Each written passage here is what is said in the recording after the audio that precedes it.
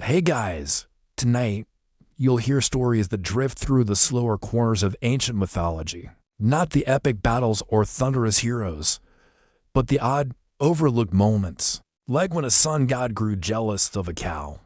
These are the myths behind the myths. Small, sleepy tales of petty grudges, routine rituals, and misfiled immortality.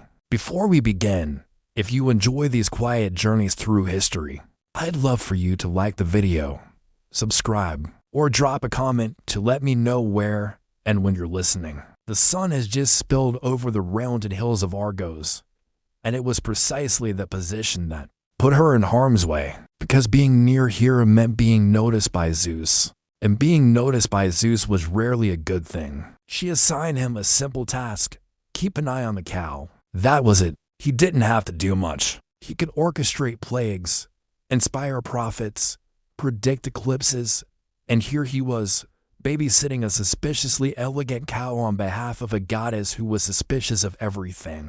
Just watch. You just said yes, and then complain internally for eternity. The olive groves cast long, sleepy shadows over the dirt paths where goats loiter, unbothered, and whenever he did, he tended to disrupt several lives, including his own. Not because he cared about Io's well-being, but because he began to grow jealous, not of Io herself, but of the attention Zeus had given her, the way he tried to hide her, the care and the deception.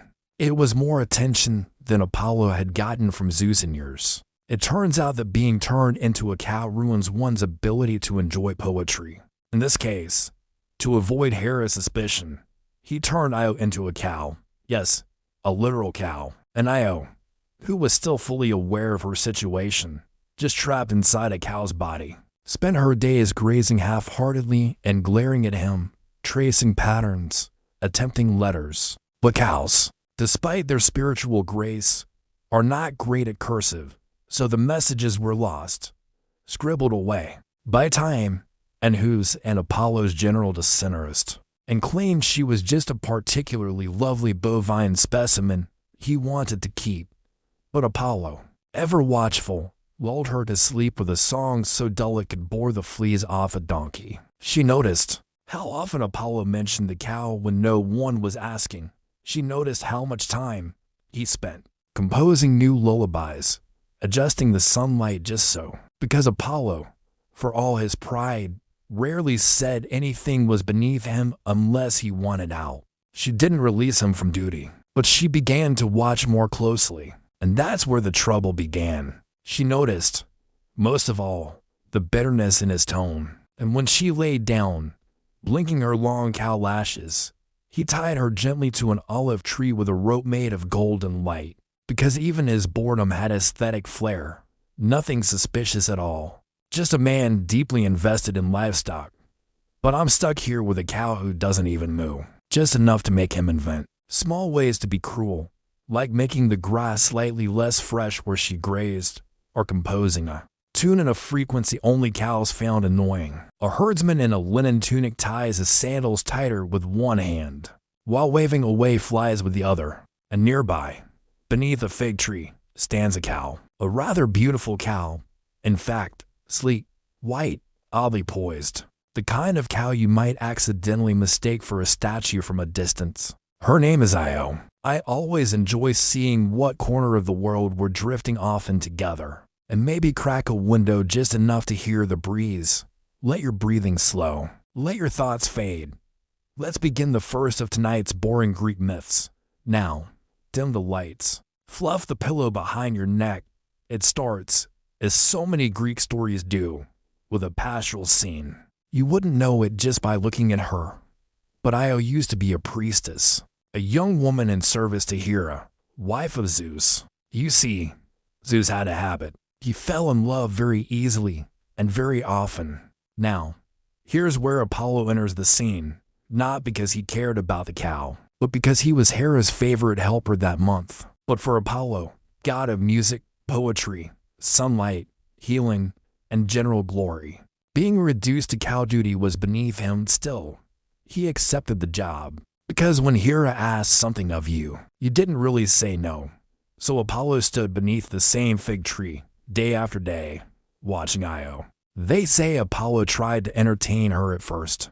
He played lullabies on his lyre. He offered her honey barley. He recited half-finished poems. None of it worked. Still, Apollo kept at it. So the god of light grew dim with envy, a petty, smoldering sort of jealousy. Not enough to cause a war or a scandal. Over time, Apollo began to talk to her. Not kindly, not cruelly, just bored. You know, he said one afternoon, lounging in the dappled light. I once turned a man into a cicada for singing off-key. Io blinked slowly. I composed a hymn for the birth of civilization. He added, and now I recite milk temperatures allow for entertainment. Still, nothing. Of course. Apollo didn't he know, or maybe he didn't he care, that Io had been trying to send messages. With her hooves in the dirt, one day, Io escaped, or rather, she tried to. And Hera, ever suspicious, noticed. Are you enjoying this? She asked one afternoon, arms crossed, standing behind him unexpectedly. Apollo jumped. Gods don't usually jump. But Hera had that effect. Of course not, he said, too quickly. It's beneath me. And perhaps that's when Hera realized something was off. But what, exactly, was Io planning while tethered under that tree? And what would Apollo do if the cow disappeared? The day stretched long in the hills of Argos. If you listen carefully, you could hear the distant hum of bees weaving between thyme blossoms, or the soft crunch of olives falling from trees. With no one around to harvest them, he no longer spoke much. The novelty had worn off. Even his attempts at mildly vindictive hospitality had softened into disinterest. But he stayed, always present, always watching. And Io, still aware, still trapped in her own mind, had grown tired of scraping messages in the dust with her hooves. No one was reading them. Not really. It was the kind of place where time didn't so much pass as slowly forget itself. Io remained tethered beneath her fig tree, tethered not by chains or fences, but by the ever-watchful presence of Apollo. Meanwhile, Hera had not been idle. Those stories tend to frame her as merely vengeful or jealous. Hera was something else entirely. Patient, she knew the rhythm of. Waiting, she understood the power of observation. And more importantly, she recognized when something or someone was being too clever by half. He merely stepped back from the fig tree and gave the new watcher a nod of professional indifference. Good luck, he said dryly. She doesn't moo. Apollo had grown too involved, too inventive in his boredom. That alone made him unreliable. So Hera, ever resourceful, sought a replacement. His eyes, half of them, stayed open through the day. The other half open at night. Even while sleeping, Argus saw, like a particularly alert boulder. Farmers began to walk their goats, a longer route to avoid him, so perfectly dull, without any creative flair or poetic complaint. Apollo prided himself on being a god of inspiration, but Argus inspired nothing. Not a song, not a poem, not even a bad pun. Birds stopped nesting in the fig tree because his gaze followed them too closely. Apollo approached Argus with a lyre slung over one shoulder. He smiled, the kind of slow, polished smile that only gods and salesmen can manage convincingly, and sat down across from the watcher. The cows in the next field refused to graze near Io, because she never blinked and her guard never moved. And Io knew, in that peculiar way that cows often do, that she would not be escaping under his watch. And what a replacement she chose. Not all of them at once. Never that, but just enough. One set, then another. He blinked slower, his head tilted ever so slightly. His breathing changed, the kind of tune that drifts unnoticed into the background. At first, nothing changed. Argus continued to watch. One eye tracked Io, another to track Apollo's fingers. His name was Argus, sometimes called Argus Panops, meaning all-seeing, though his friends, if he had any, would probably have just called him Argus, the guy with the eyes. You see, Argus had 100 eyes. Not metaphorically, actually, literally. Eyes on his face, his arms, his back, his elbows. Some sources disagree on their exact arrangement, But all agree on this, only a few of them slept at any given time, which made Argus the perfect watcher. Because unlike Apollo, he couldn't be distracted by a pretty cloud or a passing thought about music theory. Argus didn't daydream. He didn't even blink very often. So Hera sent him down with a calm, regal nod. No fanfare, no speech, just a simple command. Watch the cow. And that was that. Apollo didn't protest when Argus arrived. Argus didn't reply. He simply sat down and watched, where they can still be seen today. She also made sure Io's escape would be a long one. He watched in silence and stillness. So she waited, a biting, buzzing fly no bigger than a fingernail, but relentless. It followed Io across rivers, up mountains, through meadows, biting, buzzing, biting again. And over time, Argus became part of the scenery. She wandered from Argos to Thrace, through the Bosporus, which, because of her, now means cow crossing and into the lands beyond. Eventually, Apollo began to resent Argus. It wasn't that he missed the cow. Not really. It was that Argus was so very competent, and in that lack of creativity, Apollo saw a threat. So he hatched a plan. One sunny afternoon, when the thyme was in bloom and the bees had begun to hum their drowsy hymn, "May I play for you?" he asked. Argus blinked, one set of eyes at a time, but said nothing. I'll take that as a yes. And so, Apollo began to play. It wasn't a loud song, or even an especially beautiful one. Just slow, repetitive chords. Gentle and forgettable, but slowly, softly, the rhythm began to weigh down the afternoon. Each chord settled like a feather onto Argus's heavy eyelids. Apollo continued playing. A soft hum joined the melody. His voice barely rose above the sound of the bees. And eventually, after what may have been an hour or a week, time being slippery in the company of gods, Argus slept. All 100 eyes shut. And with that, Apollo quietly, carefully, unsheathed the blade of light, a god's weapon, smooth and simple, and ended Argus's watch. He didn't do it with anger, just precision, efficiency, like trimming a branch that shaded a struggling plant. With Argus gone, Apollo loosened Io's tether. "You're free now," he said, almost absently. And Io, still a cow, still frightened, ran. Not toward anything, just away. Her hooves kicked up dirt and grass. Her breath huffed against the dry air. She didn't look back, but freedom, as it often is in mythology, was brief. Because Hera, of course, knew. She always knew. And while she mourned Argus, gently, quietly, by placing his many eyes in the tail of a peacock, she sent a gadfly, just a simple little creature. Io couldn't rest, couldn't stop, but at least she was moving. At least she was no longer standing still under a fig tree, watching a god watch her. Still, one can't help but wonder, did Apollo regret freeing her? Was it guilt that led him to place Argus's eyes in the stars? Or was it something else entirely? The subtle melancholy of a god who finally ran out of reasons to stay? And what, exactly, did Io see in all that wandering? Imagine waking each day without knowing what country you're in, what season it is, or when your body might belong to you again. Io, once a priestess, then a cow, now a wanderer, crossed the known world on four legs. Some days she was mistaken for a gift from the gods. On others, she was driven off by villagers with sticks and stones. The gadfly Hera sent never let her stop long enough to be comfortable. At first, he'd insisted Io was just a cow. Later, he admitted, under Hera's narrowed gaze, that maybe, just maybe, she had once been a girl. It was always there, circling, landing, biting.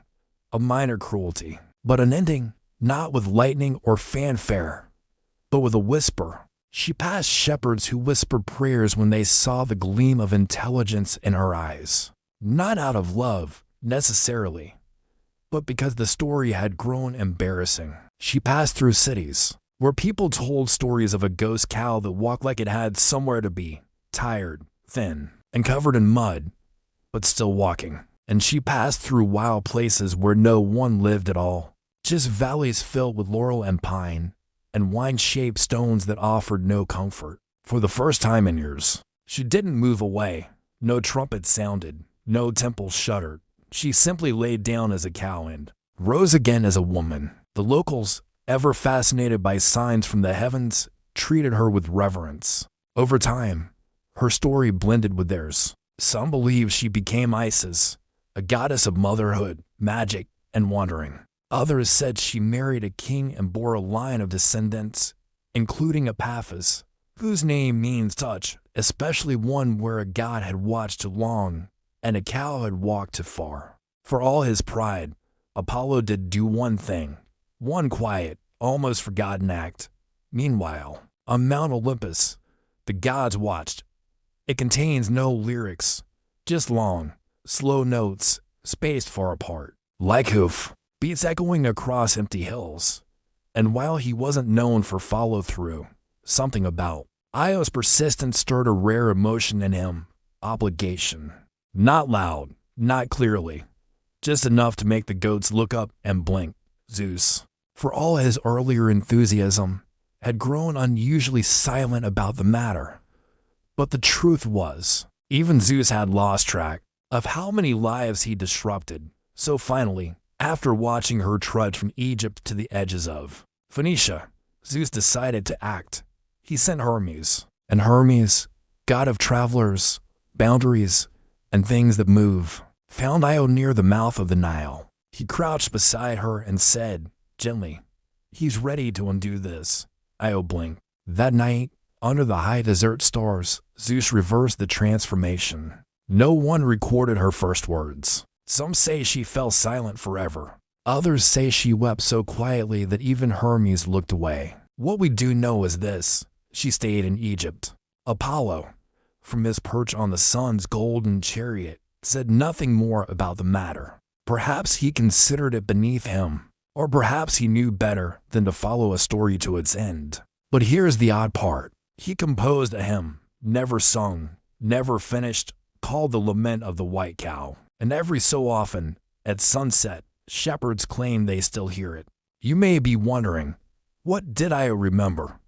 Did her memories come back all at once, like a storm breaking through? Or did they return slowly, like morning fog lifting off a field, uncertain, incomplete, but warm? And did she ever miss the quiet of the fig tree?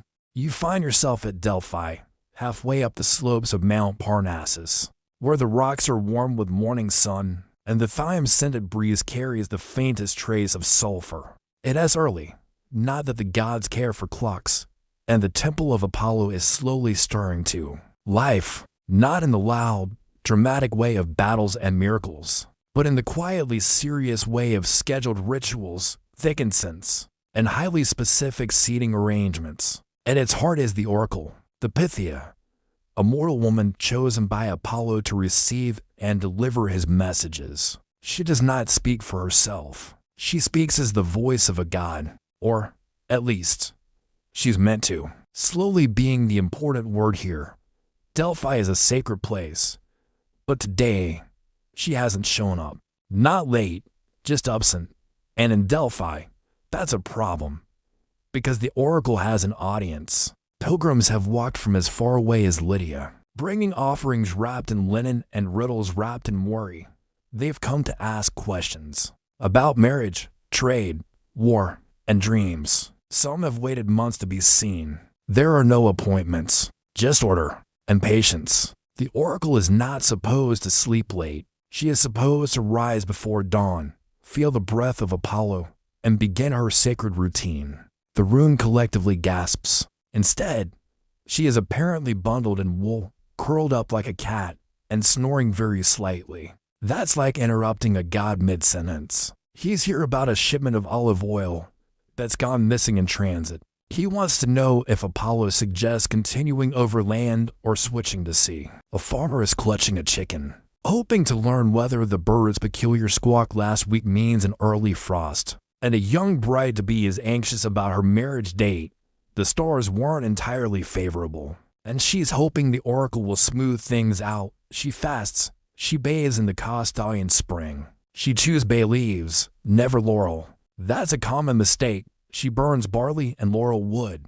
She listens for birds. She listens for silence. All of this must be done before she enters the inner chamber. There is technically no such position, but one of the temple scribes once played the oracle during the festival play and still remembers a few lines. There she is, the sacred voice of the god, half covered in a wool blanket, her hair still braided from the night before, one foot sticking out. She stirs once, mutters something about bees, and returns to sleep. And now, there is delay. At first, the temple attendants assume she's preparing. The oracle's rituals are many and delicate. He returns 10 minutes later, face pale, voice low. She's still asleep. They lead the waiting crowd to the ancient boulder said to mark the center of the earth, dropped by Zeus himself. She brings the oracle a bowl of warm lentils, places them gently on a small tray, and sets it by the bed. Then she tiptoes out. Not every crisis needs a committee. It is mildly interesting and entirely unhelpful for the olive merchant who keeps checking the sky for signs of Apollo. So, when she doesn't arrive by the third hour, no one panics. Not exactly, but the head priest frowns more than usual, which in Delphi is equivalent to shouting. A junior acolyte is set to check on her. Since then, his chosen voice has been strictly non-romantic, strictly ceremonial. Then, rising with the sleepy dignity of someone who's not used to being observed, she dresses. Rituals are skipped. No laurel is burned. No bay leaf is chewed. The current oracle, Pythia of Record, is a widow in her 50s, known for her precision, her steely glare, and her fondness for figs soaked in wine. She has never once missed a ceremonial utterance. The head priest blinks. Asleep, yes, very asleep. The bride-to-be was advised to wait one more week. This is not a scenario for which there is a scroll. Others say it was a complaint about being woken too early by dreams. Someone suggests waking her. You do not simply wake the oracle. You receive her. You prepare for her. You clean the sacred tripod. But waking her, still, something must be done. Meanwhile, pilgrims are waiting outside. A merchant from Ephesus is growing visibly impatient. The temple is full of breathless hope and slightly wilting garlands. Back inside, a quiet debate unfolds. Do they send in the assistant Pythia, or do they stall? They decide to stall. A priest stands at the door and announces, "The oracle is communing more deeply than usual. Please, remain in a state of quiet reverence." This works for a while. Meanwhile, back in the oracle's quarters, the head priest stands at the door, peeking in. He sighs. It is said that Apollo once fell in love with the first oracle, Daphne, who became a tree rather than return his affections. Until today. And no one is entirely sure what to do about it. Eventually, the temple decides on distraction. They announce a tour of the sacred stones, the omphalos, or navel of the world. Meanwhile, in the kitchen, one of the junior priestesses makes a quiet decision. An hour passes. The oracle wakes. Not dramatically, just slowly. She stretches, blinks, notices the lentils, eats half. She simply walks to the inner chamber, takes her seat on the tripod, closes her eyes, and speaks. What she says is not recorded in this version of the story. Some say it was a message from Apollo. But either way, the temple resumed its function. The merchant got his answer. The farmer released his chicken, and no one spoke of the delay again. Not in writing, not in whispers, because even in her most mundane, the oracle was still sacred, still the voice of something larger than human tiredness, still. One wonders, what did she dream of that morning? And why, of all days, did the voice of Apollo choose to rest? Delphi, for all its spiritual mystery, was a place of organization, a well-oiled, insensitive machine that ran on human routine and divine implication. Beneath the myths, the smoke, and the riddles, Delphi functioned very much like an office. There were schedules to keep, appointments to manage, scribes to copy down utterances, and a never-ending supply of people who desperately needed guidance. But behind the curtain, a subtle shift had taken place. The temple staff began to prepare contingency plans, not dramatic ones, just quiet adjustments. After the incident, the morning nap that would never be named, the oracle resumed her duties as though nothing had happened. For example, a junior priest was discreetly assigned to check in on the oracle as sleeping quarters each morning, not to wake her, of course, but to listen through the curtain for signs of movement. If she rolled over or muttered something about figs, they marked her as awake. She wore a simple white gown and crowned herself with a sprig of laurel. The bay leaves she chewed weren't symbolic. They were mildly narcotic. The smoke that filled the adyton, the sacred chamber, came from burning barley and herbs, and it changed depending on the season. Like a baker who forgot to preheat the oven, except the cake was a message from the gods. The oracle sat directly above them on a three-legged stool. She breathed the vapors, she listened, and then, in a half-conscious state, she would mutter responses. Not a replacement oracle. That was far too politically charged. But perhaps a temporary assistant. Someone younger, someone already within the temple walls. And a neutral expression. 3 essential qualities in someone expected to speak vaguely but convincingly. The priest would write these down, sometimes faithfully, sometimes creatively, and deliver them to the questioner in poetic form. And she understood that pretending to speak for the gods was one thing. Being expected to actually do so was another entirely. She knew the difference between phrasing that inspired fear and phrasing that merely encouraged caution. She knew that saying the voyage will be favorable, if the gods permit, was safer than you will succeed. Because if the voyage went poorly, the gods could always be blamed. If not, the scribe was told to sharpen extra pens, just in case they needed to stall again. But what few people outside the temple realized was how delicate the entire operation truly was. The oracle didn't simply wander in and speak truth. Her process began hours before dawn. She fasted. She bathed in water from the Castalian spring. Cities rose and fell. Traders brought news from Sardis and Babylon. Grain prices shifted. Storms disrupted harvests. All of it came to Delphi eventually, not as facts, but as questions. All of this helped produce what the ancients considered prophecy. But what modern scholars now suspect was something a bit more physiological. You see, the Temple of Apollo at Delphi was built over a fault line. This isn't myth.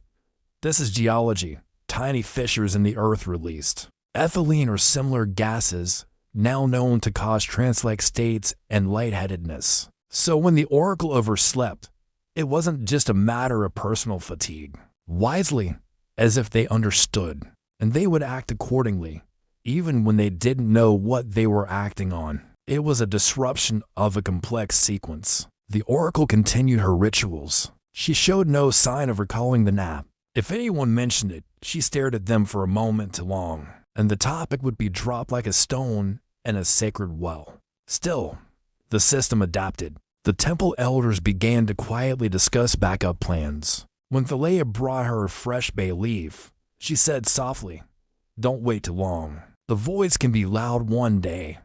She just nodded and tucked the leaf into the folds of the oracle's robe, and silent the next. The leading candidate was a scribe named Thaleia. She had a good memory, a calm voice. Thaleia had studied the oracles for years. She had memorized hundreds of past prophecies. But Thaleia wasn't eager. She respected the oracle deeply. So when the head priest approached her quietly one morning, she didn't answer right away. "I'm not asking you to replace her," he said. "I know. What does it mean when the voice of a god chooses not to speak, only to be ready?" Thaleia nodded and began to rise earlier, just in case. Meanwhile, outside the temple, the world continued its slow, cyclical dance. Should I marry the merchant's son? Should I plant barley or wheat? Should I go to war with the city over the hill? Delphi answered, not with certainty, but with ambiguity so skillfully rendered that it felt like truth. That was the genius of the oracle. She never said, yes, she said, the river flows swiftly in spring. But not all boats reach the sea, and people would nod back in the temple. But there were small changes. She began to request that her bed be made earlier in the evening. She stopped eating figs before bedtime, though no one dared ask why. And once, the Leia didn't ask what she meant. Some say Delphi's strength was in its divine connection, but others believe its true power came from its discipline, its quiet preparation, its ability to keep functioning even when the gods slept in. But then again, and what happens if one day it doesn't come back? There was something unusual about the quiet at Delphi. It wasn't empty. It wasn't idle. It had a texture to it, like parchment gently folded, or a shallow pool where every ripple meant something. After the oracle's delayed appearance that day, nothing major changed. The marble still warmed in the afternoon sun. Pilgrims still lined up to press their hopes into the air. Temple workers still swept the walkways with olive branch brooms and refreshed the offerings at the altar. But beneath all that there was a hush, not in volume. She was a symbol of continuity. And when symbols falter, even for a morning, they cast long shadows. And certainty, not about the nap, of course not, but about the sense that the oracle had spoken a little less clearly than usual, that her answers had felt softer, more hesitant, more human. The oracle, after all, was not just a person. No one accused her of weakness. No one suggested she step down. The idea itself would have been considered blasphemous. But in the background, quiet preparations continued. The Leia, the scribe, began to spend more time in the inner chamber, not during prophecy hours, of course, but afterward. She straightened scrolls. She memorized incense recipes. She learned the precise moment when the fumes from the earth mixed properly with the light of the sun to create that soft haze in which prophecy liked to bloom, bowed, and left. And across the Greek world, word spread in murmurs. She closed her eyes, not in trance, but in thought. He carried no offering, only a question scratched on wax tablet. How should I prepare for my death? No collapsing at the tripod, no thunder in the sky, and returned to her room. Most people asked about avoiding misfortune. This man sought to meet it properly. Still, pilgrims kept coming. The temple continued, in a small home built of warm stone and shaded with fig trees. When asked what had changed, she only said, the words grew thinner. The gods were said to speak, more reflective, less thunder, more pause. One in particular arrived late in the season, an old man, limping, with a walking stick made of ashwood dot prepared. But those who lived through it whispered something simpler. The priests read it and exchanged glances. Such questions were rare. The oracle took longer than usual. She sat, not in the usual haze of vapors, but simply in the quiet air of late afternoon. Just maybe, that's when we should listen most carefully. And then she answered, by remembering that no one knows what happens after the harvest, but the soil remembers what grew there. The man smiled. No one wrote it down. That season was the oracle's last. No dramatic farewell. Truly, how do we prepare for silence when we've grown so used to being told what to do? Do we hear when nothing is being said? She simply declined to speak one day, walked out of the chamber, removed her laurel crown, handed it to the Leia. She would live another 10 years, quietly. The Leia became the next oracle, not because she was chosen by Apollo, but because she was there, ready, listening, and still. But something had shifted. From that day on, the prophecies of Delphi grew shorter. Historians have debated what caused it. Some say geological changes reduced the vapors that once induced trance. Others say the priesthood changed its priorities. The oracle had reminded them all that even gods need rest. Even the sacred must pause. Even prophecy is allowed to hesitate. And maybe, because what? And you find yourself drifting beside the banks of the river Alpheus, under a sky just beginning to turn peach with dawn. The reeds whisper softly, and somewhere nearby, a turtle is dragging itself over smooth, flat stones, completely unaware that it's about to become part of an invention no one asked for.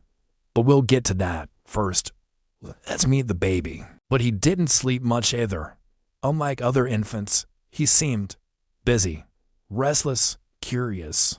According to legend, while Maya dozed after giving birth, Hermes wriggled free of his blanket, toddled out of the cave, and promptly went looking for mischief.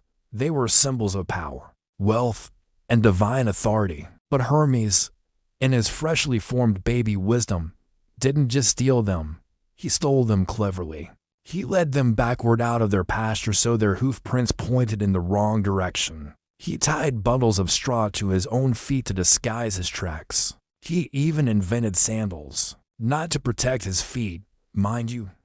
He was barely out of the womb, but to confuse anyone trying to follow him. Hermes was barely a day old when he committed his first petty theft. Born in a cave on Mount Selene to Maya, a quiet, reclusive daughter of Atlas, Hermes didn't cry much. "He's just a baby," she said. He found it in the form of Apollo's cattle. Now, in the pantheon of things not to touch, sacred cattle ranked fairly high. Now, he stretched strings made from sheep gut across it. Using a curved stick, he plucked at the strings, producing the world's first lyre. The sound was new, strange, delicate. He took the lyre and, in exchange, gave Hermes his golden shepherd's staff, the caduceus, as a sign of truce.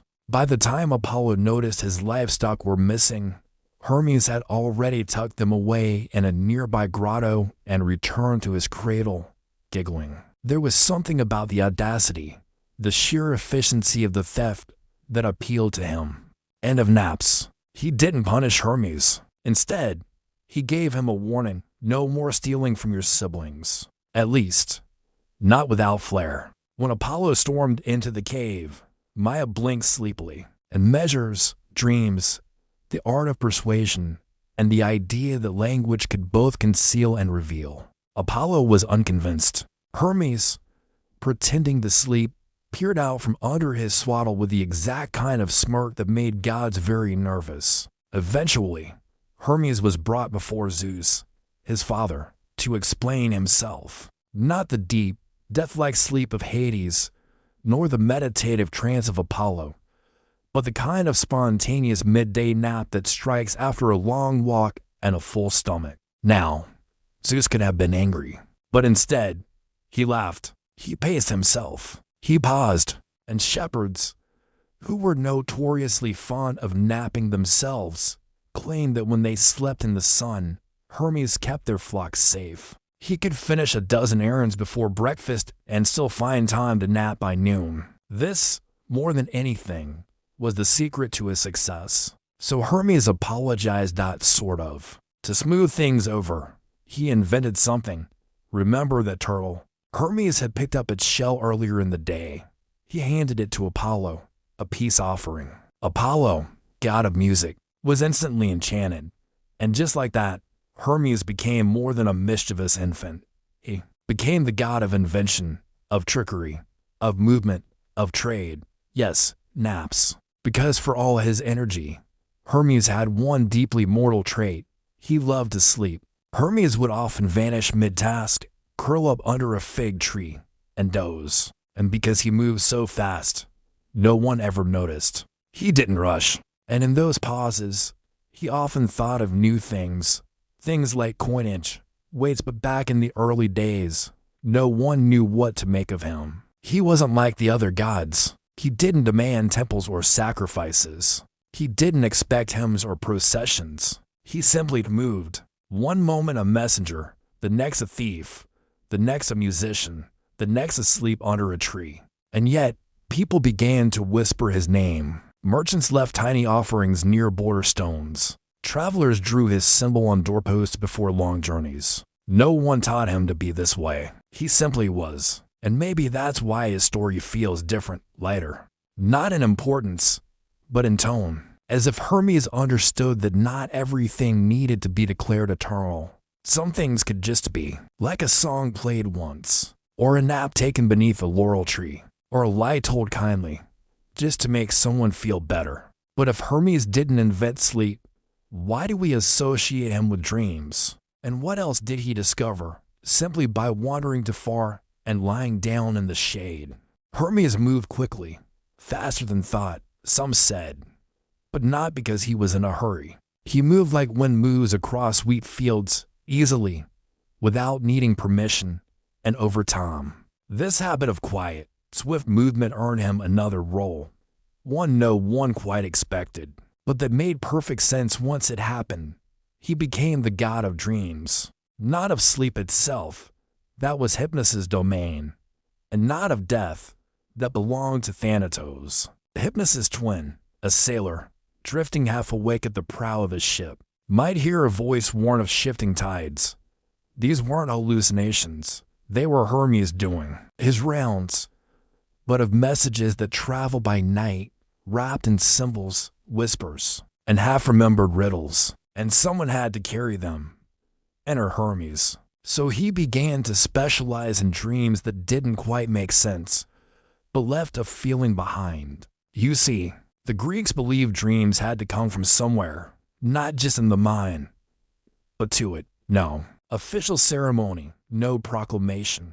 He simply started showing up in dreams. A shepherd in Arcadia might find himself visited by a figure with winged sandals, offering advice about which goat to sell at market. But how did he deliver these dreams? Not loudly, not dramatically. Hermes understood that most people don't want their lives disrupted. They want hints, nudges, suggestions wrapped in symbols. A mother dreams of a turtle walking backward, and in the morning, decides not to send her son to war. No wings this time, no golden staff, just a kind-faced traveler, offering to walk the last road together.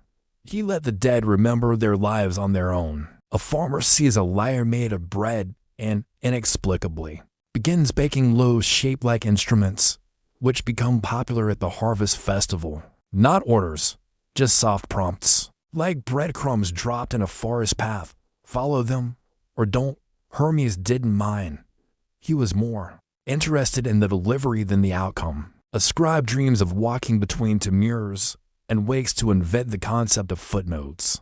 Each of these, in their own small way, were messages. He never lingered. He would drop the dream, tiptoe out the window of the sleeping mind, and vanish into morning mist. The next, he was stealing a peach from a market stall in Thebes, then whispering to a goat that had gotten lost on the road to Olympia. But dreams weren't all he delivered, or smooth, sun-warmed stones beside fountains. Hermes also became known for guiding souls, not dragging them, not judging them, just walking with them. When a person died, not tragically, but quietly, after a long life of small routines and faded memories, Hermes was the one who appeared.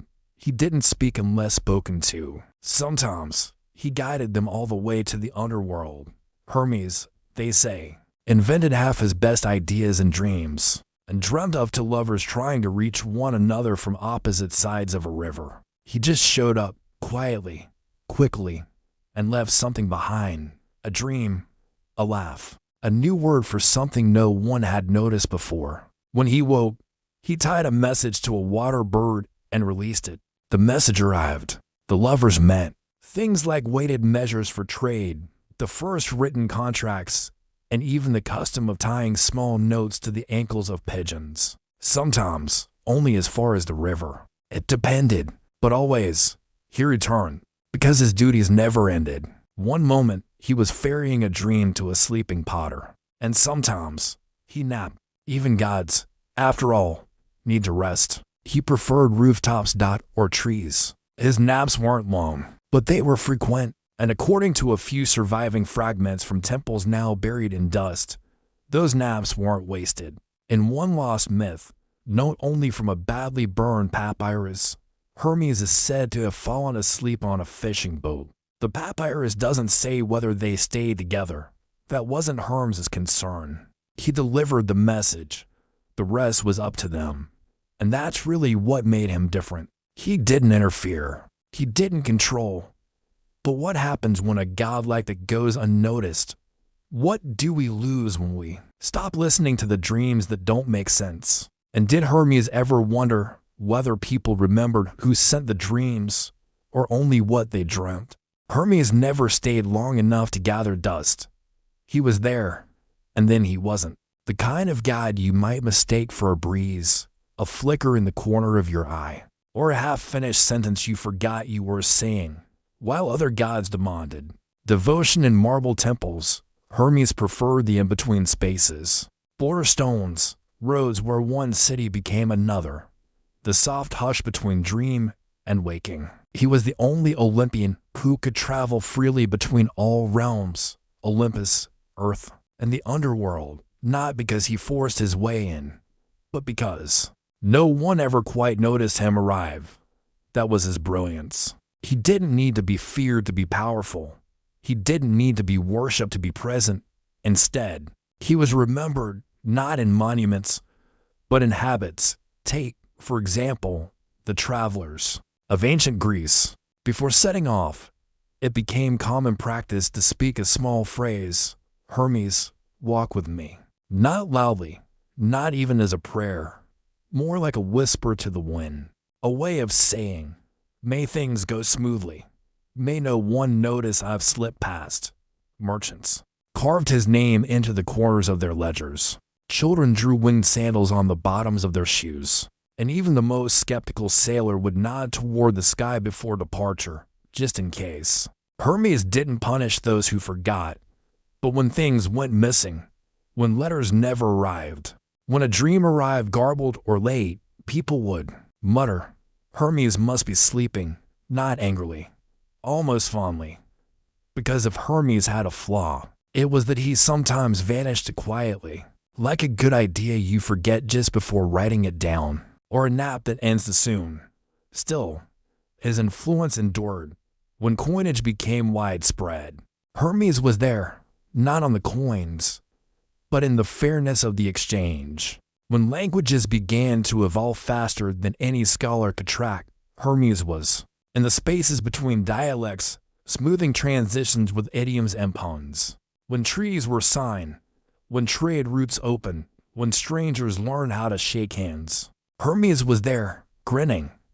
But he never asked for credit. Even the lyre, which he had invented as a peace offering, became forever associated with Apollo. And Hermes didn't mind. Not really. Apollo made it famous. Hermes just made it possible. And as the centuries passed, his symbols lingered in curious places, in the staff carried by messengers, and the wings stitched into the shoes of ancient runners, and the quiet pauses between words when someone thinks before they speak. That flicker of hesitation, of creativity, of mischief. That was Hermes, too, eventually. As belief shifted and temples fell, his name faded. But his footprints remained, in everyday things, in liminal places, in travelers who pack light, hoping not to be noticed. And perhaps that is the truest legacy of Hermes, not the grandeur of worship, but the quiet habit of moving gently through the world, of listening more than speaking, of delivering without disturbing, of napping when needed and inventing things no one asked for, but everyone needed. And maybe tonight, when you dream, if the message arrives softly and the meaning isn't quite clear, it's because Hermes is still making his rounds, still slipping between thought and sleep, still walking the long road, unnoticed, still smiling at how little has changed. After all, what could be more divine than delivering a dream and then curling up beneath a fig tree to rest? You might think a god of wine would be wildly successful at making it. You'd be wrong. Dionysus, the vine-crowned Olympian, was worshipped across the ancient world for bringing joy, madness, and a certain foggy clarity that only fermented grape juice could deliver. But before all the drunken festivals and ivy-draped parades, Dionysus tried, very earnestly, to run a vineyard, not a mythical, divine vineyard, just a regular one, and it went poorly. It began, as these things often do, with optimism. Dionysus had been wandering, as was his habit, and came upon a quiet hillside near Thebes. The soil was good, the sun was warm, and the slope had just the right amount of wind. He took off his sandals, pressed his toes into the dirt, and declared, "This is where I shall make the finest wine in Greece." His satyrs applauded. They always did. He planted vines with great care, spoke to them daily, sang to the leaves, invented a song called Ode to a Damp Pebble that no one understood, but the vines seemed to enjoy. The problem was grapes take time, years, in fact, and Dionysus, for all his divine patience, did not love waiting. He tried. He really did. But after 6 weeks of no visible progress, he began to pace the rows in frustration. He asked the vines, politely, to hurry up. They didn't, so he got creative. He brewed a batch of wine using whatever he could find: figs, wild berries, and a kind of stubborn root that tasted like regret. The result was drinkable, barely. His followers claimed it was complex, but even the satyrs, who would normally drink anything, squinted a bit as it went down. Still, Dionysus pressed on. He built a stone fermentation hut. He hired a mortal accountant. He held staff meetings. No one paid attention. One satyr took notes on a fig leaf. Another fell asleep in a vat. The real trouble began when Dionysus tried to price his wine. How much should joy cost? He asked. The accountant blinked. Dionysus, try it again. If one sip of my wine can make a man forget his taxes. How do you calculate that value? The accountant asked if he meant in drachma or obols. Dionysus threw a handful of raisins at him and wandered off. It didn't help that his wine had side effects. Sometimes it inspired poetry. Sometimes it inspired tears. Sometimes it made people see their ancestors arguing over dinner. And sometimes it simply made them very sleepy at inconvenient moments, like during boat races, or weddings, or philosophical debates. Word spread, not of a divine vineyard, but of a peculiar man in purple robes handing out questionable drink and talking to vines. Local farmers were confused, priests were skeptical, philosophers debated whether he was a threat to the polis or just an unusually enthusiastic gardener. And the grapes, still not ready. After the full seasons, Dionysus finally harvested his first batch. He crushed them with his own feet, barefoot, singing loudly and off-key. The wine, when it finally aged enough to drink, was astonishing. Warm, rich, slightly chaotic. It didn't taste like a place. It tasted like a moment. People drank it, then laughed or cried or confessed small, strange secrets. One man remembered the name of his first dog. Another saw the stars move for the first time. And Dionysus beamed. At last, it was all worth it. Until he looked at the books. His vineyard, after 3 years, had made a net loss of everything. Barrels broken, workers unpaid, amphorae misplaced. A cart of wine had rolled down a hill and into a public bathhouse, where the smell lingered for weeks. The accountant suggested raising prices. Dionysus suggested he go soak his head in grape skins. They compromised. The next batch would be free. And that's how the cult of Dionysus truly began. Not from conquest or miracles, but from a vineyard that couldn't turn a profit, only a following. He gave the wine away, not because he had to, because he wanted to, because he had seen what a single sip could do. How it made people stop worrying, just for a moment. How it reminded them they were alive, even if, in practical terms, the vineyard was a complete disaster. But one might still wonder, was Dionysus trying to make wine? Or was he just trying to make people feel something they'd forgotten? And when the wine was gone, what was left behind? By now, the vineyard was technically operating in the same way a festival tent operates when it's held. Down with bread loaves instead of steaks. It existed. Things happened. But no one was entirely in charge, least of all Dionysus, the god. Himself had drifted from winemaking to wine spreading. Since selling hadn't gone particularly well. He tried gifting. He sent amphorae to local temples, to reluctant magistrates, to wandering poets and hesitant philosophers. The responses were varied. One scholar wrote a whole treatise on the experience of sipping Dionysus's wine, then promptly misplaced the manuscript. A village elder drank half a cup and spent 3 hours explaining to his wife why their goat understood him emotionally. and a group of Athenian nobles banned the wine entirely after it led to one guest at a symposium suggesting that maybe democracy wasn't always necessary at dinner parties. But most complaints, surprisingly, weren't about the wine. They were about the delivery system. You see, Dionysus had left distribution in the hands of his satyrs. Now, satyrs were good at a lot of things: dancing, drinking, flute playing, sleeping in haystacks, and starting spontaneous poetry contests with donkeys. Logistics, not one of their talents. The first batch of wine meant for Sparta ended up in a fishing village where no one had heard of Dionysus, but they drank it anyway.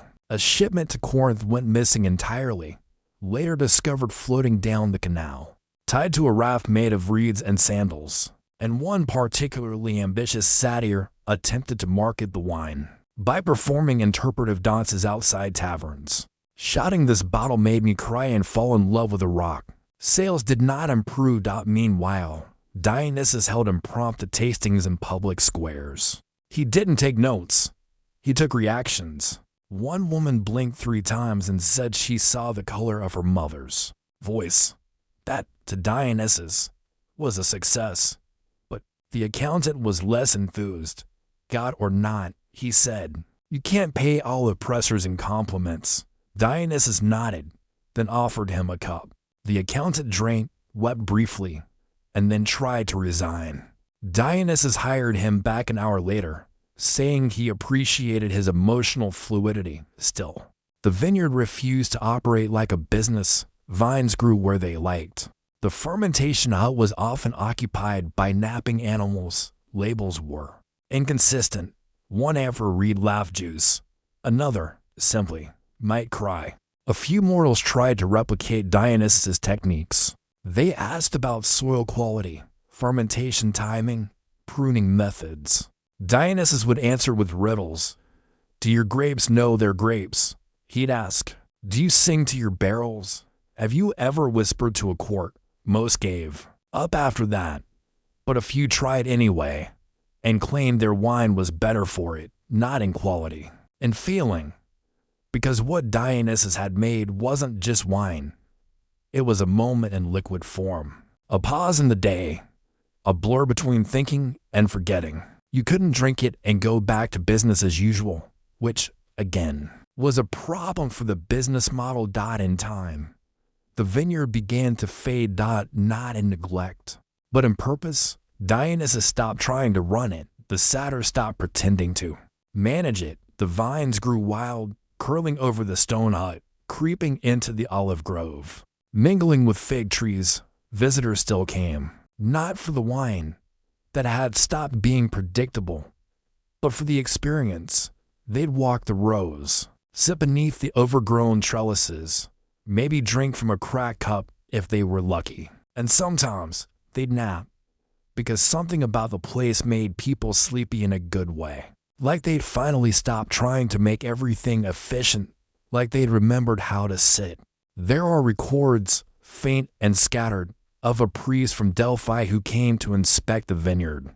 He asked for production numbers. Dionysus offered him a grape. He chewed it, nodded once, sat down, stayed 3 days.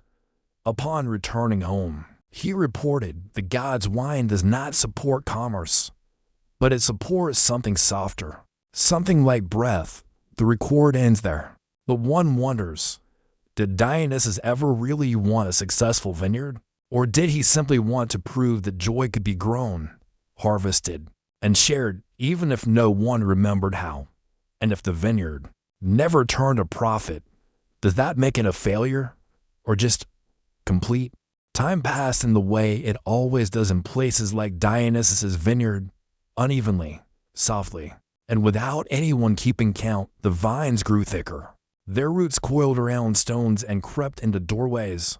The satyrs stopped taking inventory, mostly because they had long forgotten how, and also because the barrels no longer matched any of the numbers they'd scratched onto fig leaves. And Dionysus, he wandered. Not away, but around, never too far from the vineyard, but rarely in the same place twice. He spent afternoons reclining in the shade of the olive trees, watching ants navigate the cracked tiles of the old fermentation hut. Sometimes he spoke to the grapes, sometimes he didn't. No one came to buy wine anymore.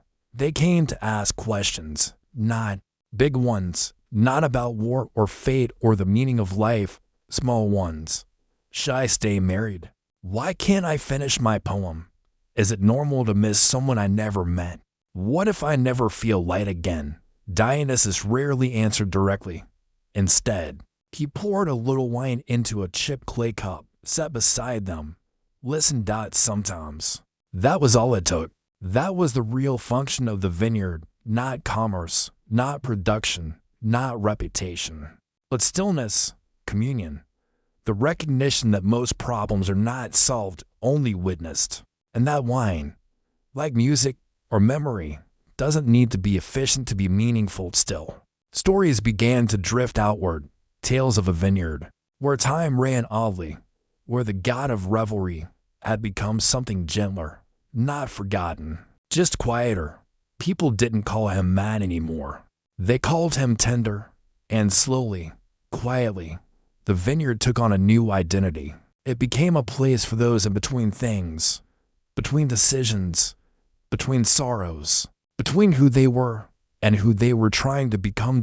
No coin was exchanged. No. Every sealed, but visitors left with something else.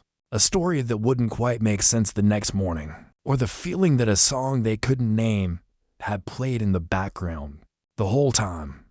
Dionysus never asked where they went. Afterward, he only asked, sometimes, if they had taken a moment to breathe before leaving, if they had let the taste of the wine linger, even for a second longer than expected. There are no ruins marking the vineyard now. No altar. No boundary stones. Just a patch of hillside in Boeotia where wild grapes still grow without pruning, where travelers sometimes stop and sit, unsure why, where a soft wind moves through the leaves and the scent in the air makes them forget the names of their errands. And sometimes, very rarely, a satyr can be seen dozing between the rows, using an amphora as a pillow, or a barefoot man with ivy in his hair walks past, humming, not looking back. We don't know if the vineyard ever really failed, but it never stopped fermenting something, not wine, exactly, but something warmer, something like remembering, something like release. And in the end, perhaps Dionysus never wanted a vineyard at all. Perhaps he only wanted a place where people could be slightly lost together. And isn't that, in its own way, a kind of success? You're in a quiet, smoke-scented cavern under Mount Etna.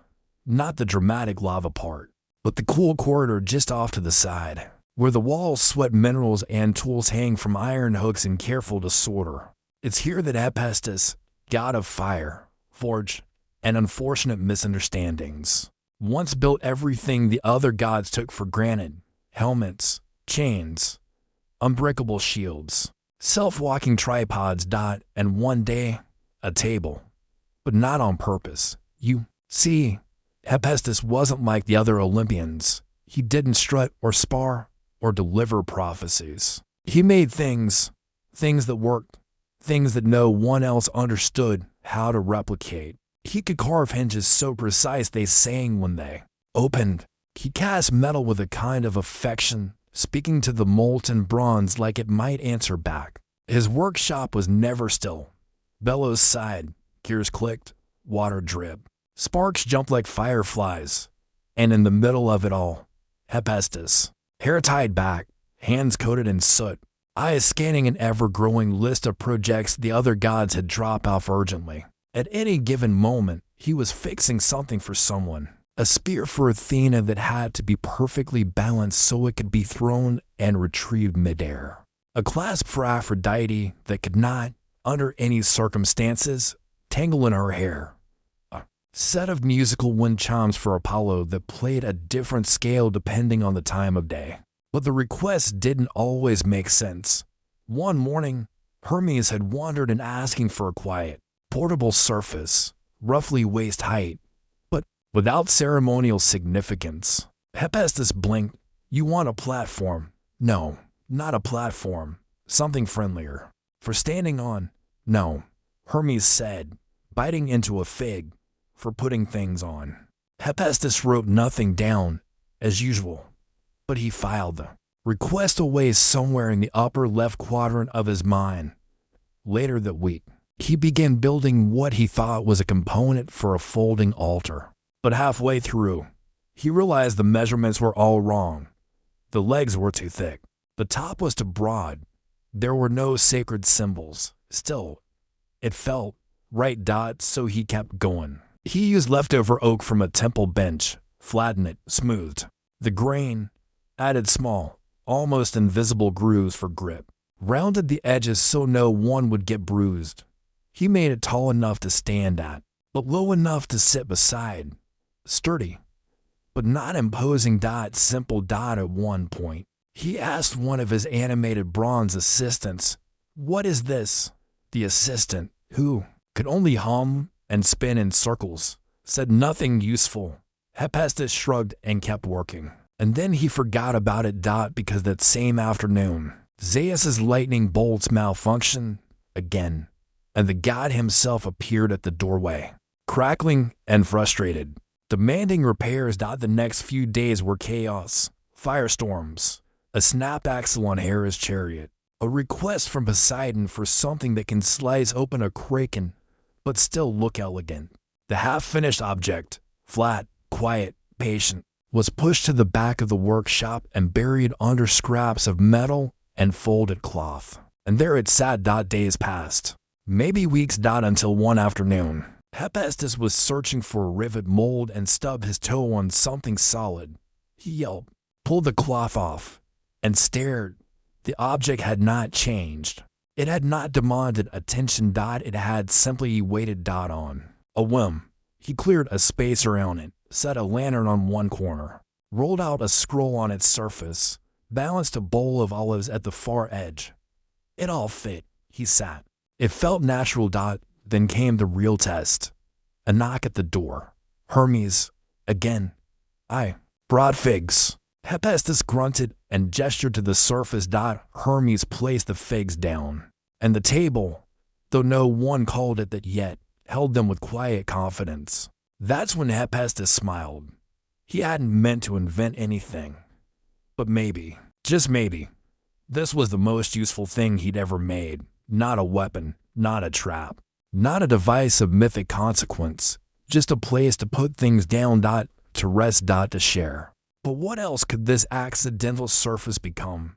And would anyone notice? How much could begin with a place to sit together and say nothing? Word spread slowly, not because the invention was flashy, but because it was useful. A rare thing in Olympus. At first, no one called it anything at all. They just said, "Can I use a thing in Hephaestus's shop or the flat bit near the window?" But gods and demigods alike kept finding reasons to visit the forge for non-forging purposes. Athena brought a scroll, unrolled it, drew diagrams with charcoal. She didn't say much, just nodded in approval at the even surface. Apollo left his lyre on it once, casually. Later he claimed the resonance of the wood had improved. Hephaestus raised an eyebrow. "It's just oak." Apollo sniffed and said, "It's balanced oak." Even ours, who rarely sat, stood next to it during an argument about sword weights, using it to demonstrate his point with increasingly dramatic hand gestures and, to skewered figs. The table tolerated it all. No cracking, no scorching, no complaints. Eventually, mortals noticed. It wasn't immediate at first. It was just Hephaestus's temple attendants who built rough versions from leftover beams.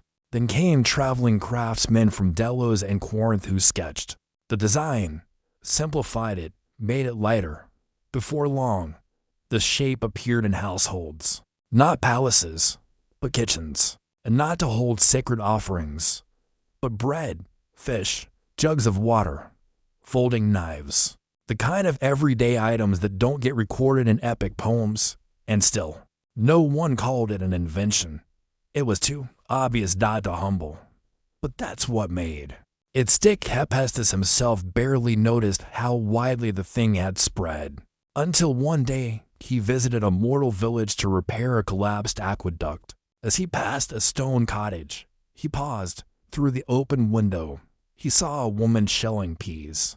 Not on the ground, not squatting in the dirt, but at a small wooden surface for legs. Gently worn, with a cup of salt at the far end, she hummed. The table didn't wobble. He blinked, then smiled. Back on Olympus, the object's reputation changed. No longer the useful flat thing. Now it had rolls, a space for strategy meetings, a shelf for cooling pastries courtesy of Hestia, who was thrilled with the heat resistance, a place for half-written speeches, and wedding guest lists. Even Zeus used it once, during a thunderstorm that knocked out half the torches on Olympus. He needed somewhere to set his goblet and the scroll listing temple construction requests. He growled when it got sticky from nectar, but didn't blame. The table. That was the thing. No one blamed. The table, they blamed each other. The chair, the cup, the mood. But never the table. Over time, Hephaestus tinkered with the design, added a drawer, installed hinges, made a version that folded into the wall. Not for himself. He never used them, but because people kept asking. He even tried to decorate one stitched spirals, polished the legs, inlaid silver filigree. But when it was done, he frowned. It looked like it was trying too hard. It felt less, right? So he dragged it out back and used it to stack discarded tools. The plain version, it seemed, worked better. Eventually, the gods lost interest. They moved on to bigger objects, glowing weapons, oracle machinery, statues that bled perfume. But Hephaestus kept a table near the back of his shop, never named it. Never explained it, just used it, sometimes for building. Sometimes for eating, sometimes just to sit beside while oiling a gear or waiting for metal to cool, because some inventions, the most enduring ones, aren't made for greatness. They're made to hold things that matter, quietly. And one wonders how many arguments were softened by something solid to lean on. How many decisions were made not in temples or under stars, but beside a flat, dependable piece of wood that never asked questions? Hephaestus was never good at claiming credit. He didn't speak often during the grand Olympian banquets, and when he did, it was usually to ask someone to stop resting their goblet on an unfinished schematic. So when people began calling the table one of his best inventions, even ranking it above the self-heating bath tiles and the whispering helmet, he mostly grunted. "It's just wood," he would say. But it wasn't. It was a place where the gods, however briefly, acted a little more like people. In time, Hephaestus noticed that arguments happened differently around the table, slower, less shouting, more gesturing with bread. Even Hera, who rarely let her guard down, once spent an afternoon slicing fruit in neat spirals on its surface, saying nothing at all. Hephaestus didn't interrupt. He just watched the juice gather in quiet puddles and wondered if maybe that was the whole point, to make space for things that didn't need forging or fixing, just noticing. When mortals began naming the object, trapeza, mensa, tabula, the names varied, but the idea held. No matter the language, it wasn't just a surface anymore. It was a place for teaching, for resting elbows, for repairing sandals, for pausing with a cup of water in one hand and nothing urgent in the other. The table became so common it faded into invisibility, which, for Hephaestus, was the highest compliment, because the things people stop noticing are often the things they trust most. And somewhere deep in his workshop, amid hammers and pliers and contraptions that whirred when no one asked them to, that first table still stood, not because it was divine, or sacred, or mythic, but because he never needed to move it. Over the years, it gathered scratches, burn marks, ink stains, a dent from a dropped anvil. It didn't mind. It just stayed level. Sturdy. Unfussed. Sometimes, in the early evening when the forge grew quiet, Hephaestus would sit beside it and run his hand along the edge, not polishing, just remembering, because some inventions don't announce themselves. They don't shimmer or sing or smite. They just help you set something down and rest your hands for a moment. And when future generations forgot who made the first table, Hephaestus didn't mind. He never made it to be remembered. He just made it because something was missing, a shape that didn't exist yet, and someone, somewhere, would be better for it. And maybe, tonight, the table beside your bed, or the one where your keys and tea mug quietly live, maybe it's part of that long, quiet invention too. A gift from a god who never asked to be thanked, only used. Artemis was precise, not cruel, not cold, just calibrated. She tracked the stars the way others tracked sheep. She measured silence by how many owls you could hear. Her arrows flew straighter than stories. Her footsteps made less noise than memory. And so, when something was inconsistent, when something wobbled, drifted, or shimmered in the wrong direction, it made her jaw tighten. Which brings us to Moonlight. It should have been simple. She was, after all, the goddess of the moon, of the night hunt, of still water and sleeping deer. And yet, despite holding the shining, pale torch in the sky, she couldn't get it to behave. Sometimes it spilled too brightly across a shepherd's field, waking the goats. Sometimes it hid behind clouds when she needed it to guide her path. Sometimes, and this was the worst, it reflected in 12 different puddles, with no sense of symmetry whatsoever. It wasn't that Artemis disliked beauty, but she liked orderly beauty, the kind you could walk through without needing to squint. So one evening, after a particularly patchy display of lunar shimmer over Thessaly, she decided it was time to regulate the moonlight. She began with charts that detailed layered diagrams of where and when and how much moonlight should be distributed. She factored in hill angles, water surfaces, and estimated leaf coverage. She consulted wind patterns, spoke with night birds, measured fish who glowed faintly beneath the surface of quiet lakes. Then came the scrolls. She drafted guidelines for what she called acceptable ambient silvering, instructions for proper refraction, recommendations for the curvature of shadows. She even designed a system of lantern posts to adjust lunar spill manually. The satyrs laughed. Artemis did not, but she wasn't unreasonable. She started with a test zone, a small valley near her temple, with no cities, no major hills, and a manageable population of rabbits. For the first few nights, it worked. Moonlight glowed exactly where she wanted it, on the tops of stones, along the curve of a path, over a quiet stream like a ribbon of pearl. Even the frogs seemed impressed. She watched from the ridge and made notes. Then the clouds came, not heavy ones, just enough to smear the edges of her light, blurring it, making her careful placements look sloppy. She adjusted. Re-angled the moon by a fraction, shifted a reflective panel sheet hidden inside a grove. But the next night, it rained. And after that, a wandering mist drifted through, the kind no one could explain, and softened everything like breath on glass. Her assistants, mostly nymphs, and one overeager fox, suggested giving up. She tried not to glare. Instead, she drafted a new system, a sort of moonlight embargo. Certain nights would have full brightness, others, none at all. A proper schedule, a rhythm. That's when the poets revolted. Apparently, unpredictability was part of the charm. One claimed that half-moons inspired longing. Another said the flicker of clouds over moonlight was necessary for romantic metaphors. A third simply sent a loaf of bread with the word "please stop" carved into the crust. Artemis did not respond, but she began to doubt, not her abilities, just her premise. Why did the moonlight need managing? Wasn't it her domain? Shouldn't the goddess of the moon be able to control its shine? And yet, every time she tried, it resisted, not harshly, not rudely, just softly, like it was saying, "You're not meant to hold me still."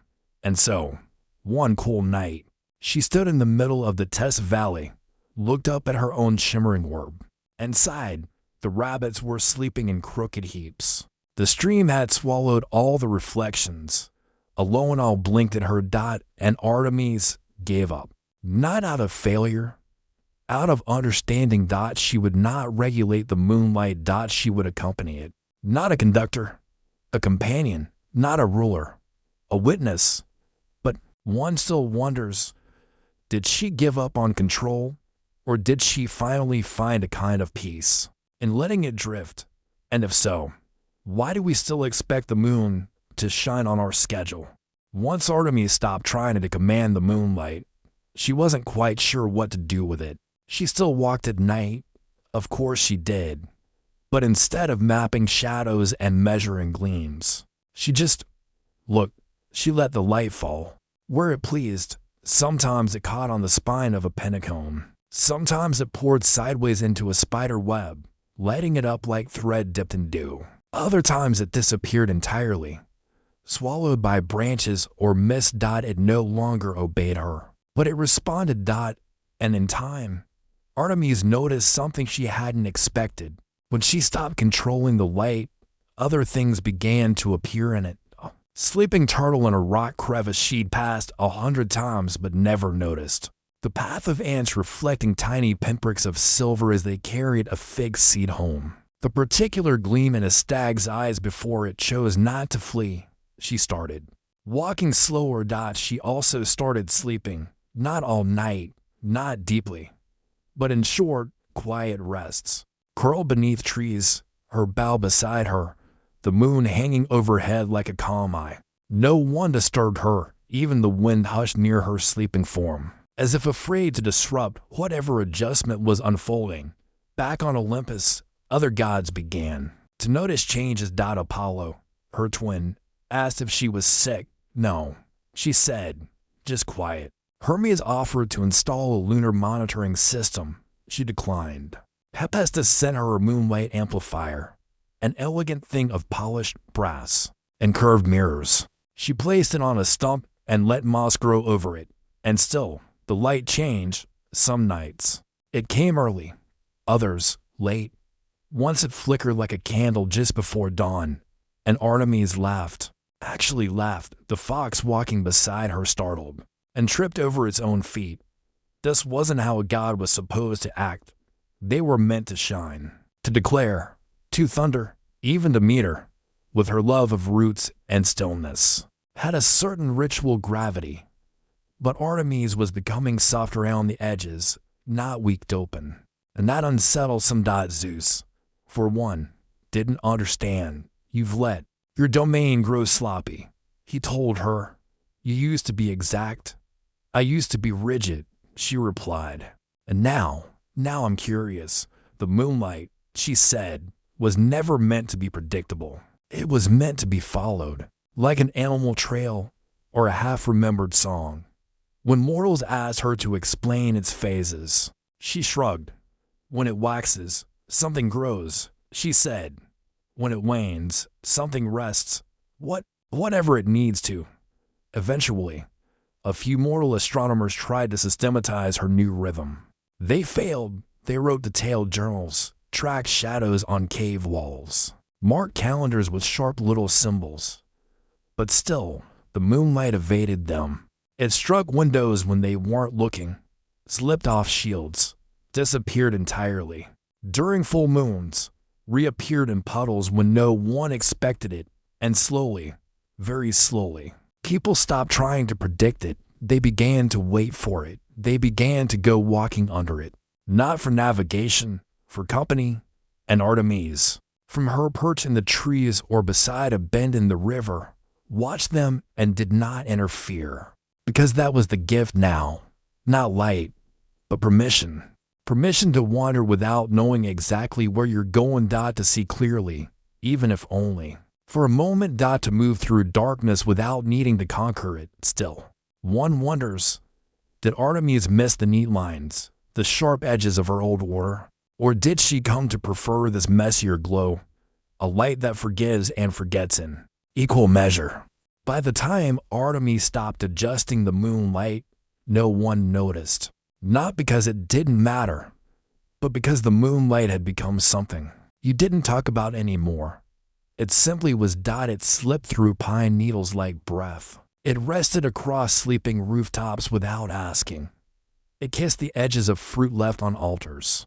It was there, and then it wasn't, and then it was again, as faithful and forgetful as an old friend. Artemis didn't mark the phases anymore. She let the moon do what it wanted. Some nights it stayed low on the horizon like it was sulking. Other times, it climbed so high it seemed to be trying to count the stars. Once, she caught it shimmering on a bird's wings just as it leapt into flight. The light curved perfectly, without any plan, and that was the difference now, not before. She had tried to shape the light. Now, she simply walked with it. There was no schedule, no pattern, just a promise, quiet and invisible, that the moonlight would return when it was ready. Sometimes mortals still asked her about it, why it glowed blue on cold nights, why it made their dreams feel like soft paper, why it seemed to know when they were lonely. She didn't explain. Not anymore. She just looked at them and let the silence wrap gently around the question, because that was part of it, too. The stillness, the hush between thoughts, the place where reflection happens without mirrors. In time, the mortals gave up asking. They did what she had learned to do. They wandered beneath it, not needing to understand. And they began to tell different stories, not the kind carved into marble or inked into scrolls. Smaller ones. Children whispered that Artemis could only be seen on moonless nights, when she walked barefoot across rooftops, checking to see who had left their window open to the stars. Old women said she lived in wells now, in the quiet glint. At the bottom, just before you drew the bucket up, some travelers left a bowl of water out at night, not as an offering, but as a way to catch the light when it passed by, just to see it, just to remember. As for Artemis herself, she stayed the same, and yet not. She still moved through forests like a breeze with a bough. She still guarded the vulnerable and walked alone when she needed to. But something had loosened. In her, not her grip, her rhythm. She allowed the night to lead, sometimes. And in doing so, she found that moonlight didn't need regulation. It needed room. To soften the outline of things, to shine gently over paths not yet chosen. To fall into the folds of your blanket just so that even when you couldn't see it directly, you'd feel it brushing against your face like the suggestion of a memory. And if you ever looked up at the moon and thought it looked a little off, tilted, delayed, distant, Artemis hoped you'd understand. It wasn't an accident. It was a kindness, because some lights aren't meant to arrive on time. They're meant to arrive when you need them most. You've likely heard the part where the Greeks built the wooden horse. What you might not have heard is what happened the day after they finished it, because, frankly, no one really wanted to go inside. Odysseus, the clever one, the planner, had convinced everyone it was a brilliant idea. A trick so elegant it would make generations gasp. A symbol, a vessel, a hiding place, and a punchline all rolled into one. The only problem, it was very dark in there. Also, cramped, poorly ventilated, vaguely resin-scented, and built mostly out of leftover timber from an abandoned wine boat. Even the carpenters who helped build it refused to linger inside, structurally sound. They said, but we wouldn't sleep in it. The soldiers gathered around it, looking up at the belly like it might speak. Who goes first? Asked Menelaus. Silence. They were brave, of course, brave in the way soldiers are, used to heat and noise and the unblinking eyes of other men. But this was something stranger, to climb into the hollow chest of a wooden animal. In silence, and wait, that was a different, maybe draw lots, suggested Diomedes. I'm not getting in, if Ajax is, said a smaller man near the back. He snores. Odysseus rubbed his temples. He hadn't thought about the acoustics. Or the odor, which turned out to be a mix of drying pine sap, old rope, and several unlucky beetles. Eventually, they sent in the scouts to test it out. One returned promptly. Echoes weird, he said. Also, there's a wasp. Odysseus remained determined. He reminded them of the glory, the element of surprise, the poetry of it all. The others grumbled. Couldn't we just not? Someone asked, tell the Trojans we're leaving and see what happens. No, said Odysseus. The horse is the point, so they tried again. This time, he climbed in first. That helped, sort of. They followed, slowly, one by one, ducking under the wooden ribs, adjusting spears, muttering apologies when they stepped on someone's foot. There were about 40 of them, packed into what was essentially an oversized barrel on legs. They settled in, waited. No one spoke above a whisper. Someone dropped a helmet. It echoed like a prophecy. They waited longer. The air got warmer, staler. One man sneezed and immediately swore he'd blown their cover. But nothing happened outside. The seagulls called. The sun moved.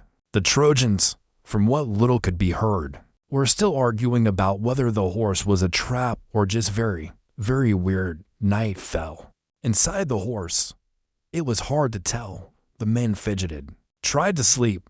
Couldn't. Someone began humming. He was told, very firmly, to stop. Someone else scratched a tally into the wooden interior, even though no one agreed on what they were counting. And Odysseus sat very still, listening, not for danger, but for regret. Had he misjudged it? Was the horse actually too clever? And if they died inside this thing, cramped, sweaty, unpoetic, would anyone believe it happened like this? Or would they assume it was glorious? And yet, still, the shape of the thing felt like it mattered. There was something about hiding in plain sight, about stepping into absurdity to pull history forward. Still, he couldn't help but wonder, did the gods like it when mortals got too clever? Or did they just roll their eyes? By the second day inside the horse, the novelty had fully worn off. The interior smelled like feet and regret. The soldiers had passed the point of noble silence and arrived at a new stage of cramp. Irritation. Every shift of a shoulder bumped a shield. Every attempt to stretch involved apologizing to 3 people. And still, absolutely nothing was happening outside. No Trojan fanfare. No wheeling of the horse into the city. Just vague murmurs, distant footsteps, and the occasional sound of goats being herded nearby. Odysseus, wedged awkwardly next to a support beam, considered several things: whether the horse's tail was balanced properly, whether the Trojans had simply decided to burn it, whether his fellow Greeks would, in fact, kill him before the plan could succeed. No one said it aloud, but a mutiny inside the belly of a hollow horse was not out of the question. Someone coughed, someone else shushed them, a third person grumbled about the lack of air. At one point, Menelaus whispered, "We should have just built a ladder and climbed the wall like normal people." Odysseus sighed. "You want normal? Go to Sparta." The hours passed like syrup. Ajax tried to count how many people had entered, using only memory and guesses about foot size. Diomedes composed a short poem about insects. One man tried to braid his neighbor's hair just for something to do. There was a very tense moment involving a sneeze and a javelin tip, still no movement. Then came the birds, several of them, seagulls or pigeons, landed on the horse and decided it was a good place to squabble loudly about nesting rights. The noise echoed strangely, giving the men inside the illusion that the Trojans were finally doing something, until one of the birds relieved itself near a ventilation gap and the truth became clear. After that, morale dipped. Someone began fiddling with a loose nail. Another started sketching what he believed the horse looked like from the outside. It did not. Closing parenthesis. And then finally, on the third night, they felt a jolt. The horse moved. A chorus of nearly inaudible gasps passed through the cramped chamber. Wood creaked. Ropes tightened. Wheels groaned. The Trojans were pulling them, or pushing them, somewhere. The men inside held their breath as long as they could, not from fear, but because the air had become thick and sour, and they were beginning to worry about the very real possibility of fainting from sheer inconvenience. They heard laughter, trumpets, singing. Apparently, the horse had been declared a glorious gift to the gods. There was much speculation about who had made it. No one guessed correctly. One theory involved river spirits and a drunken sculptor. The horse rolled forward for hours. Occasionally, it tipped slightly as it crossed uneven ground. At one point, someone sneezed and a helmet clanged against the wall. A Trojan outside said, "Did you hear something?" And another replied, "It's probably just the horse settling." Odysseus didn't move. He was calculating. How long until the city slept? How soon could they climb out? And what if, somehow, the whole thing had worked?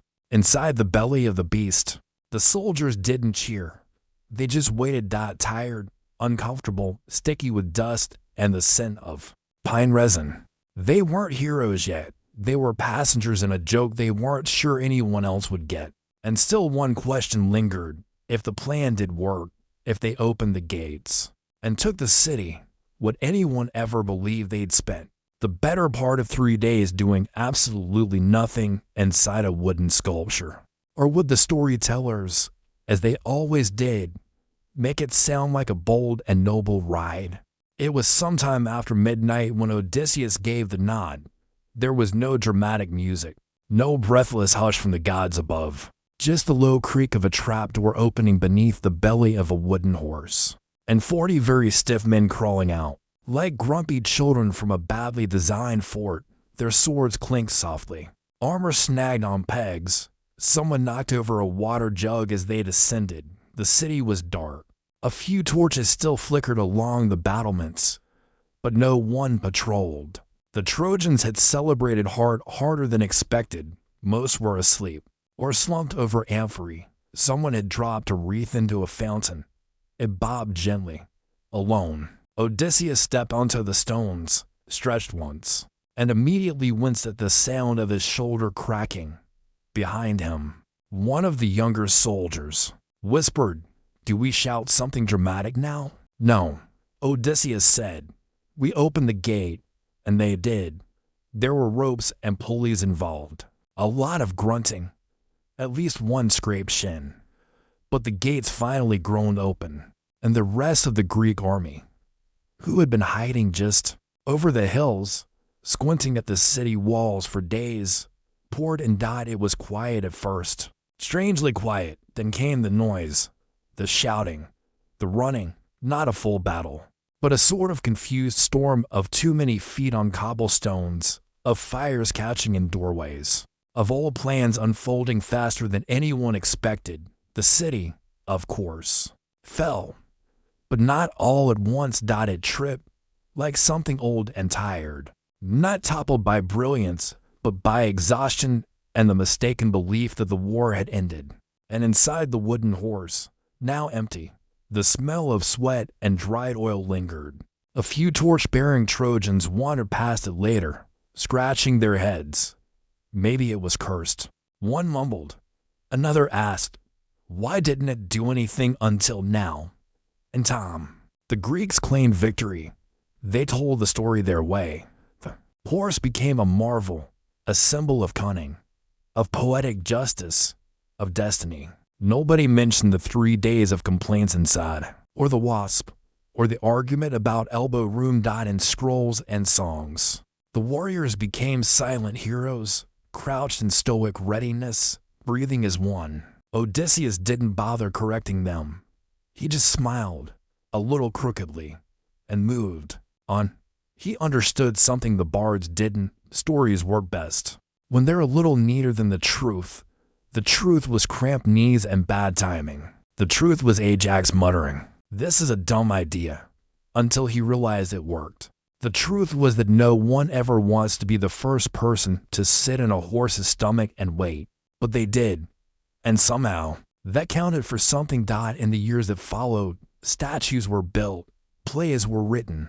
The horse got taller, sleeker, grander in every version. And slowly, the part about no one wanting to get in first faded away, until all that was left was the shape of a clever idea, and the silence before the doors opened. But still, one wonders if they'd had to do it again. Would they? Or would they just build a ladder? Dionysus was many things, god of wine, of theater, of vines twisting in impossible directions. But above all else, he was a god of momentum. Things moved around him. They sang, staggered, spilled. His festivals were loud and long and full of olives. Left out too long in the sun, he lacked joy. Yes, but also the surge before joy. The moment when everyone leaned and so it surprised even him when, one hot afternoon, a party simply stopped. No drama, no collapse, just a stillness. It had started normally enough. A gathering in the foothills, every lined up like sleepy soldiers, flutes drifting through the fig trees, a few shepherds, some traveling acrobats, 3 gods in the skies. But by the time the sun reached its highest point, something changed. The music faded, the laughter slowed. And one by one, people lay down, not collapsed, not unconscious, just flat, on cloaks, on baskets, on each other. Someone used a saddle as a pillow. Another gently tilted a jug so that the wine wouldn't spill. A dog snored with its paw on a laurel crown. Dionysus watched. At first, he assumed it was a prank or a mortal illness or one of Hermes' more conceptual jokes. But no one looked distressed. They were just asleep, or nearly asleep. That hazy middle ground where breathing becomes a kind of whisper. He walked among them. Nobody stirred. Even the satyrs, usually impossible to silence, were curled up like spilled rope. One had a half-eaten fig still in his hand. He sat down. He was a god, yes, but he was also barefoot, and the grass was warm, and there was a breeze that sounded like someone sighing in reverse. He didn't plan to lie down, but he did. It wasn't sleep, exactly. It was something older, slower, a drifting of thoughts toward the root of things. A moment where celebration turned inward and became simply presence, and so began the first nap. Not the sleep of night, not the collapse after exhaustion, but the soft, voluntary pause. A thing that mortals would later pretend was laziness, then luxury, then necessity. But in that moment, it was neither. It just was. Dionysus lay still for what could have been an hour or a century. No one measured. When he sat up again, the sun had shifted. Shadows stretched lazily across the fields. Somewhere, a woman was peeling an orange without urgency. The party resumed, eventually, but quieter, slower. People smiled with the corners of their mouths. They drank with one hand still resting on the ground. The flute played, but it didn't try to hard. And no one mentioned the nap. Not directly, because it wasn't planned, and yet from that day forward, it kept happening. At festivals, around the hottest hour, there would come a lull, a pause, and instead of resisting it, people began to make space for it. They brought cushions, stretched their cloaks wider, told fewer jokes during midday. Even the animals noticed. Goats napped under shade trees. Chickens still beneath wine carts. Once, even a lion was seen yawning beneath a parasol, its tail twitching in a dream of something small and irrelevant. It became normal. Expected. And yet never formalized. No temple was built for naps. No prayers were said before them, because Dionysus, god of ecstatic chaos, had birthed something entirely different, a form of stillness that required no altar. And one wonders, did the nap change him, or was it already a part of him? The quiet at the center of the storm. The oddest thing about the first nap was that no one really noticed it happening. They noticed how good they felt afterward, the way their arms didn't ache, how their words came slower, but clearer. They noticed how food tasted riper, how the shadows seemed friendlier, how the dust settled and didn't rise again for hours. But no one named it. That came later, not by decree, but by description. "Ah, it's the quiet time again," said one. Potter and Thesely, the slow hour, called it a fisherman in Naxos, rest wine. A goat herder murmured once, leaning against a sun-warmed wall. But mostly, it just became understood, a part of the rhythm of the day after the heat rose. But before the shadows stretched long, there was this pause. People stopped pretending they weren't tired. They allowed stillness to be part of productivity. Markets thin, hammers stilled. Even oracles refused to give prophecies between noon and 3. It wasn't laziness. It was wisdom. And it spread. One town began leaving baskets in the fields just for reclining. Another painted clay pillows, not for sale, just for show. In Delphi, they built a shaded platform known as the Stone of Maybe, where travelers could stop and, well, maybe continue later. In Athens, however, it became a matter of debate. Should the midday nap be formalized? One orator asked. No, replied another. The moment you schedule it, it becomes work. So they left it alone. Which, in some ways, was the highest form of respect. As for Dionysus, he never claimed credit. He let mortals forget, as they often do, that gods are sometimes quiet. He watched from a hillside as entire towns melted into rest. He wandered through courtyards where even the dogs blinked slowly. He paused beneath pergolas where elderly women had long since stopped weaving and were now simply watching the sky. And he smiled, because something unexpected had bloomed. Not a vine, or a wild dance, or a shouting match over a game of knucklebones, but a hush, the shared hush. Even the theater, his other beloved domain, adapted. Plays performed in open-air amphitheaters were scheduled before or after the nap. To try to hold an audience at that hour was seen as disrespectful, not to the viewers, but to the moment itself. One playwright, in a fit of ambition, staged a scene where every character laid down and said nothing for an entire act. It received mixed reviews, but the idea lingered. Because the nap was no longer just an interruption. It was a kind of ritual, a recalibration of the senses, a way to press your body back into the shape of the world. Gently. No temple bells rang for it, no priest called it holy, but deep down, everyone began to feel that a day without a nap was a little less sacred. And in taverns across the land, stories began to change. Heroes paused mid-quest to nap in olive groves. Monsters were rumored to sleep during the high sun. Even the gods, it was said, took turns keeping the day still for one another. That last part wasn't true, but it felt true. And sometimes, that was enough. No one wrote down when the nap officially became a thing. There was no proclamation, no festival, no marble relief of Dionysus reclining on a cushion, eyes half-lidded and satisfied. But the practice endured. It slipped quietly across generations, not like a law, but like a habit that became too comforting to give up. Sailors napped between tides. Farmers shaded their faces with straw hats and let the sun press against their closed eyelids. Even scholars, the most stubborn of mortals, began using midday pauses as a time to rest their thinking. Scrolls left unfinished, inkwells uncapped, a sentence trailing off like a sigh.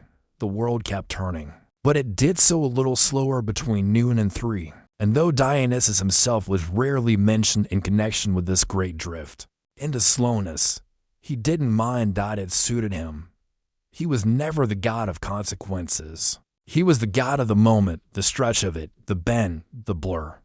And now, tucked into the middle of every busy day, was a moment made for not doing anything at all. In time, the Romans picked it up too, though they named it meridiari, and eventually, siesta. And from there, it wandered across borders and centuries. In some places, it grew into custom. In others, it shrank to a guilty pleasure.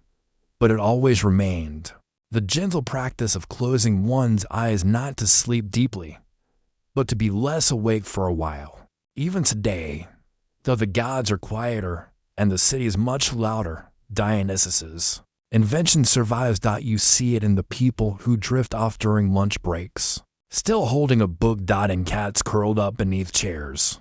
In the hush of an empty street when the sun stands directly overhead, and everyone, for just a little while, decides not to push forward. You might not realize it, but you've inherited This myth. Every time you pause in the middle of the day and say, just a moment, just a short rest, you're repeating something very old. Not laziness, not indulgence, but an agreement, unspoken and shared, that not every hour must be filled. Some hours are meant to be felt from the inside, with your eyes closed and the world dimming just enough to remember what it means to feel your breath. And if, in that quiet moment, you dream of vineyards or soft-footed goats or a man with a crown of ivy smiling at you across a field, well, maybe that's just Dionysus checking in, not to wake.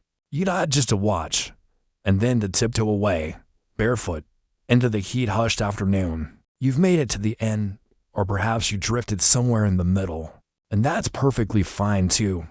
Tonight, we wandered through the quieter corners of Greek myth, the parts without thunderbolts or prophecies, without battles or fate, just strange little details, mundane misunderstandings, gentle pauses between legends. We followed Artemis as she tried to organize moonlight and watch her give up, not in defeat, but in grace. We sat, cramped and annoyed, in the belly of a wooden horse that smelled like pine sap and worry. We watched Dionysus, of all gods, invent stillness, not with wine or revelry, but with a shared hush under a midday sun. And maybe you found something soothing in the way these myths meandered. They weren't trying to impress. They were just existing. Like dreams you almost remember. Like stories told just once by someone half asleep, with one hand resting in yours. And if you're still awake, maybe let yourself be still now. Let the light fade. Let the questions float. There will be more stories, more strange truths hidden in old myths, wrapped in quiet boredom and soft wonder. But not now. Now is for rest. So wherever you are, and however late it is, thank you for joining me. If you enjoyed this slow journey through forgotten legends, feel free to like the video, subscribe for more sleepy history, and leave a comment, even just a short hello or where you're listening from. I always read them. Now, lower the brightness, breathe a little slower, and let the myths carry you the rest of the way into sleep. Good night.